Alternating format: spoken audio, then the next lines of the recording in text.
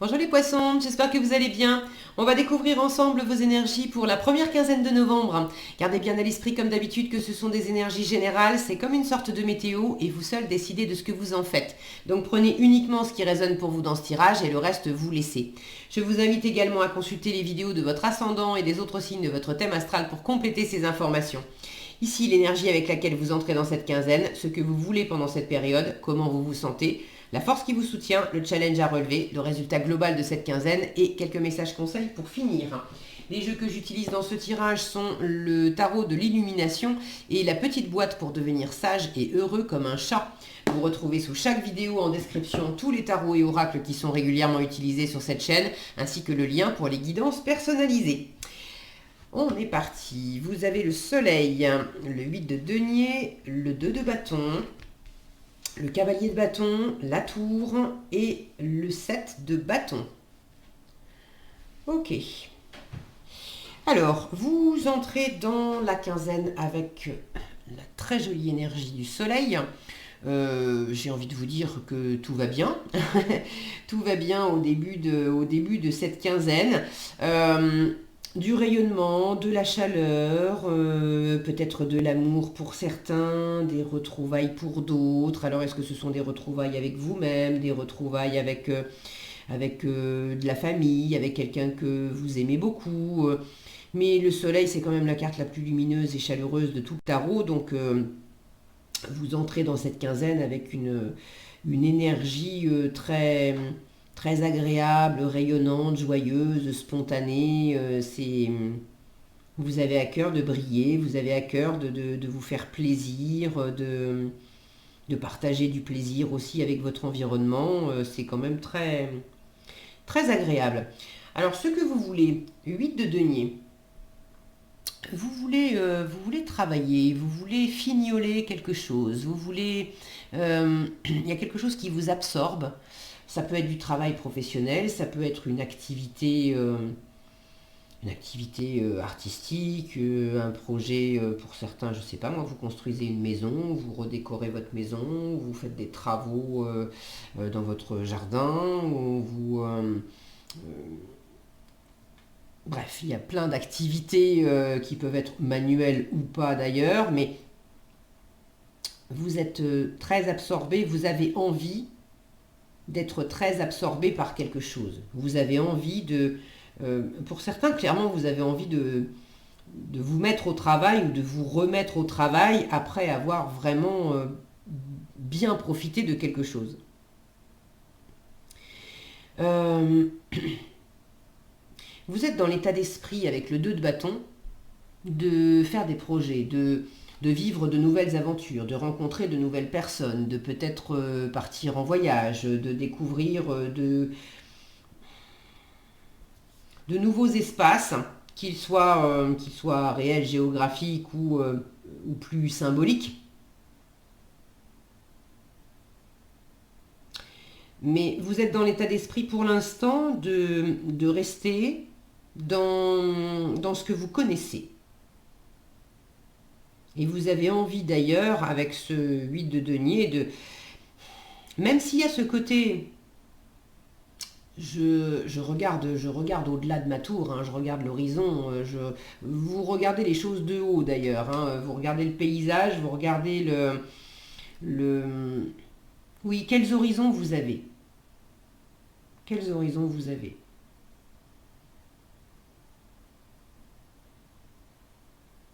Mais vous êtes quand même attaché à un périmètre de sécurité. Vous regardez par exemple quels nouveaux horizons pourraient s'offrir à vous en termes professionnels. Mais vous êtes attaché au travail que vous avez actuellement. Parce que vous savez faire, parce que peut-être ça vous plaît aussi, parce que ça paye bien. Bon. Pour d'autres, je déménagerais bien. Mais je suis aussi attaché à l'endroit où je vis actuellement. Pour d'autres encore, je partirais bien. Je partirais bien en voyage ou en vacances, mais par ailleurs, dans ma maison, je suis en train de faire des travaux de rénovation ou de décoration, ou voilà, et ça me tient également très à cœur. Donc, je vais pas, si je pose des vacances, même si ça me tenterait bien de voyager, j'ai aussi quand même envie de rester chez moi pour faire ce que j'ai à faire. Pas parce que je suis obligée, hein, parce que ça me plaît beaucoup.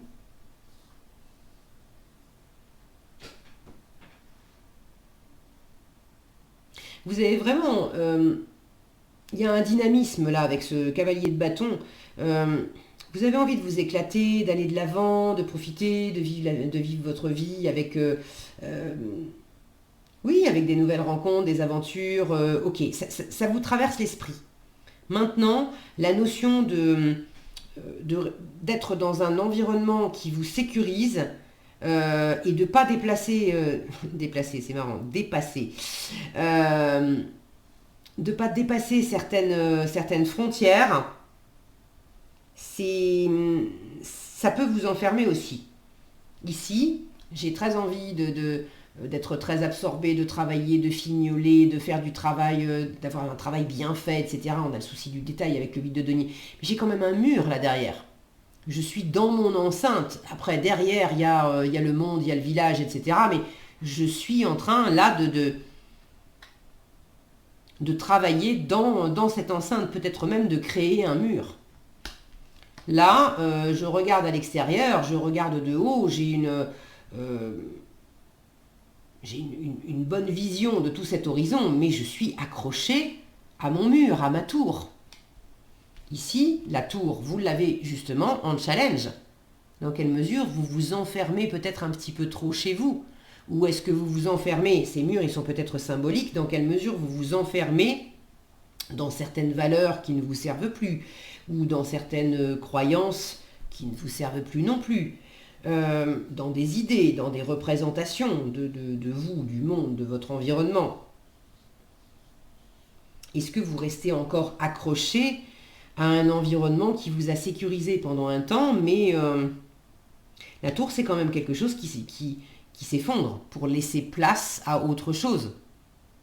Des fois on est accroché à certaines choses, mais la tour vous dit arrête de t'accrocher. Si vous sentez qu'il y a un truc qui tient plus, qui se délite, ne résistez pas, et vous pourriez être tenté de résister un peu, toujours dans cette optique de vous mettre à l'abri. Là, j'ai en force, on vous invite à aller de l'avant, et on vous dit, t'es pas obligé de sortir tout nu, tu peux mettre quand même ton armure. Il y a vraiment cette notion de quand même de batailler et de se protéger un peu. Pour finir, j'ai un set de bâtons où là aussi on est sur la défensive. Gare à ceux qui viendraient envahir mon territoire. Je suis en train de défendre mon territoire, de défendre mes valeurs, de défendre mes idées, de défendre ce qui me tient à cœur. Peut-être de me défendre vis-à-vis de moi-même, vis-à-vis d'un mental qui m'a raconté des histoires dans lesquelles je me suis enfermé pendant longtemps. Je suis pas capable, c'est pas pour moi, j'y arriverai jamais. Donc vous voyez comment ça résonne pour vous, si vous avez envie de partager dans les commentaires comment ça s'exprime, à quoi ça fait référence pour vous plus spécifiquement, parce que c'est un tirage général, ces murs, ces murailles, ces armures, cette forme de rigidité ou de limite, on va dire, de limite à laquelle vous êtes quand même attaché. Merci par avance pour vos commentaires, et c'est toujours riche et intéressant de vous lire. Donc en challenge, soit vous avez un peu de mal à sortir de quelque chose de rigide, d'enfermant, d'étouffant, à sortir tout simplement de chez vous aussi. Et on vous invite quand même à foncer, hein, avec ce cavalier de bâton en force. Pour d'autres, il y a quelque chose qui vous secoue, qui va trop vite. Avec la tour, la terre tremble un peu sous les pieds, hein, donc c'est forcément du changement. Si on accompagne le changement, c'est mieux vécu. Si on résiste au changement, c'est moins bien vécu.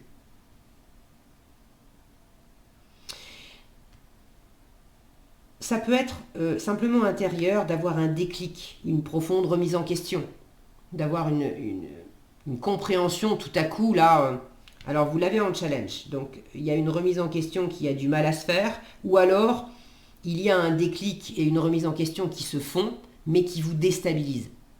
Tout à coup, vous comprenez quelque chose et d'un côté c'est bien, ça vous libère, mais en même temps ça fait voler en éclats des certitudes, des repères que vous aviez jusqu'à présent, et c'est en ça que c'est déstabilisant, parce que du coup vous comprenez que les anciens repères, ça y est, c'est fini, ils sont périmés en quelque sorte. Donc pour certains, là, il y a une compréhension de quelque chose où vous savez qu'à partir du moment où on a ouvert les yeux, on ne peut plus les refermer. On peut plus, il n'y a pas de retour en arrière possible. Mais maintenant qu'on a les yeux ouverts, il faut aussi s'acclimater et construire des nouveaux repères. Et ça prend un petit peu de temps aussi. Donc en force, allez de l'avant, communiquez. Les cavaliers sont des messagers. Donc on vous invite à communiquer avec passion, et puis à bouger, à être dans l'élan, à pas rester figé, à pas rester enfermé. Le cavalier de bâton, il se lance d'abord, et puis les détails, il verra ça plus tard. Donc si vous avez envie de voyager, de rencontrer des nouvelles personnes, de vivre de nouvelles aventures, le cavalier de bâton vous dit tout simplement en force, mais lance-toi, fais-le, vas-y, bouge.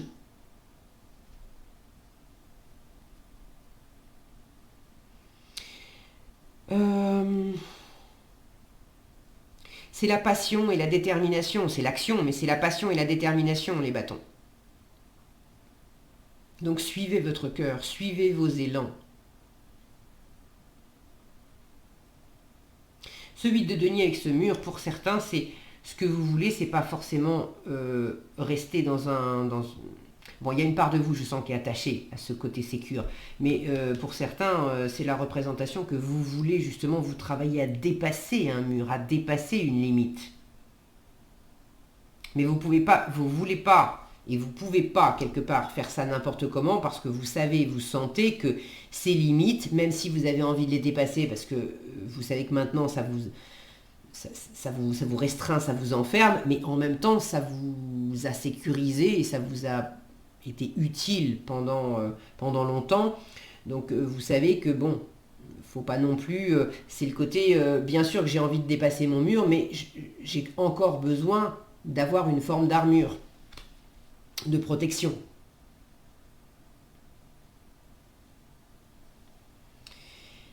Il y a peut-être un tri relationnel pour certains d'entre vous, de ne pas vous laisser faire, de plus vous laisser faire par une ou plusieurs personnes qui n'étaient pas franches avec vous, qui les faux semblants. Vous voyez ce personnage-là qui porte un masque.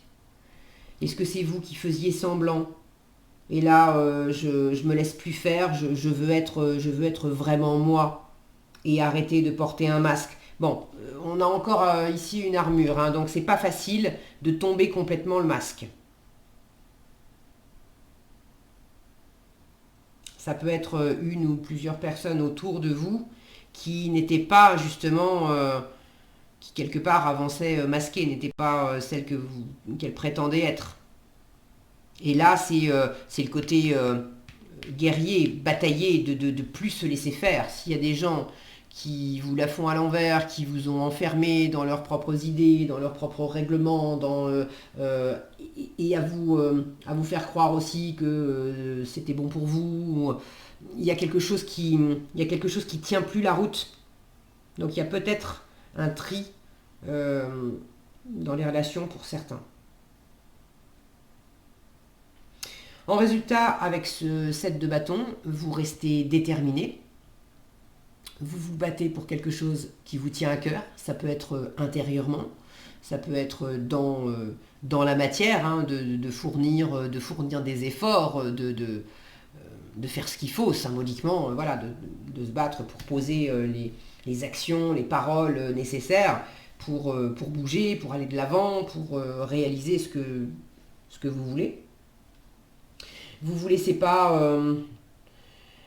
Vous vous laissez pas abattre par d'éventuelles difficultés extérieures, que ça soit des critiques, des jugements ou que ça soit des aléas de la vie, parce qu'il y a beaucoup de choses à faire et parce que vous êtes sollicité de part et d'autre et vous avez aussi envie, besoin de prendre du temps pour vous.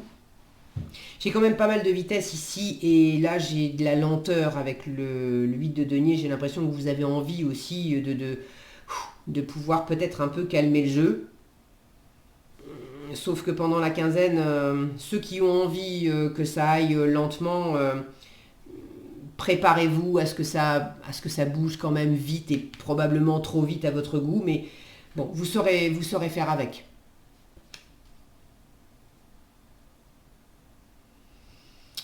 Ok. Il y a cette attitude défensive aussi qui peut être... Je me mets sur la défensive parce que j'ai peur d'être challengé, d'être déséquilibré, etc. Mais ça ne veut pas dire que je suis réellement attaqué, entre guillemets. Mais il y a une attitude encore défensive en moi. J'ai encore besoin de mon armure. Ok, allez, en conseil. Le chat sait demander de l'aide. Nous avons tous des compétences et des capacités qui diffèrent les uns des autres. Sachez déléguer. Osez demander de l'aide aux autres. Ça ne fera pas de vous un ignare ou un faible. Au contraire, c'est ainsi que vous vous enrichirez. Ok, donc le message est passé. Je n'avais pas la notion forcément de demander de l'aide. Alors c'est vrai qu'il y a le côté 8 de denier, on est souvent un peu tout seul dans son truc. Ok, par contre je vous disais, lui c'est un messager. Donc effectivement, demander de l'aide, communiquer, ne restez pas enfermé dans votre truc. Le chat ne s'agite jamais pour rien. Alors, tout ce qui va vite aussi avec ses bâtons. En bon félin qu'il est, le chat modère son effort, non par paresse, mais pour que son énergie soit bien utilisée au moment opportun. Brasser de l'air ne fera qu'épuiser inutilement votre énergie. Utilisez-la pour ce qui en vaut vraiment la peine. Une action juste, même la plus simple, sans courir partout, sera tellement plus efficace. Et je pense que vous avez déjà cette sensation parce que vous n'êtes pas quand même dans l'optique de vous lancer n'importe comment. Mais bon, il y a quelque chose à doser ici. Voilà ce que j'avais pour vous les poissons, j'espère que cette vidéo vous sera utile. Si elle vous a plu, je vous invite à la liker, la partager, la commenter et pour être averti quand je publie de nouvelles vidéos, il suffit de vous abonner et d'activer la cloche des notifications. Prenez bien soin de vous, passez une excellente quinzaine et je vous dis à bientôt dans un prochain tirage.